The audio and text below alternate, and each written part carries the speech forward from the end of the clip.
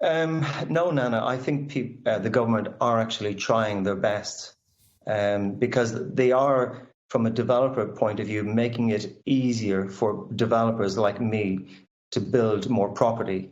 But there's three main reasons why we have high house prices and why we have a supply shortage. And the first reason is because we build low density. We don't build apartment blocks high enough. And for example, in the case of, let's say, a single dwelling, we could actually have two dwellings on one building plot. The second reason is that major house builders, they basically control so much of the supply, and they let the supply onto the market on a trickle basis to keep prices up. And the way of stopping that would be forcing them to sell sites, either tax them or sell them. And the other main reason why we have a shortage of property and high prices is because we have inappropriately low interest rates for the last 10 years. I don't get it, how does low interest rates contribute to the fact that we haven't got enough houses built? Because what's happening is that people who would typically put their money in the bank are now buying a second property, and that's reducing supply. Years ago, people would put their money into the bank, and that was their savings. All those people now are buying second properties, and that is reducing supply. But isn't there also, because I mean, you said low density, so we're not really building houses in an efficient manner, really. So not enough. The blocks that we're building aren't high enough. Although that's not the if you live in one of those, you probably would rather it wasn't that way. But also major house builders, they've got a lot of control of the supply. You said, and you mentioned the low interest rates. But what about the banks?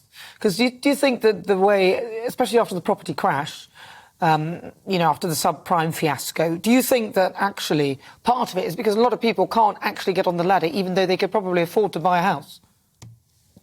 Well, the deposit is the big factor for people.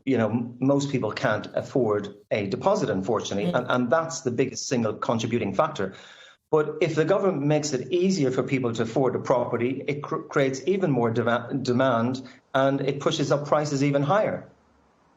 But if you were to get the developers, first of all, the whole thing about them controlling the supply, if you got the developers to you relinquish that control in some respect with some sort of legislation, and then you helped people with the deposits, or worked with the banks, because the banks are the ones that are demanding such high level of of deposits, say 20%, which is almost unaffordable for most people.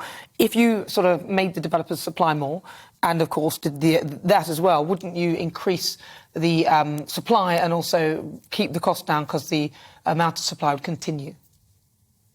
Yes, you would increase the supply, but it wouldn't be enough.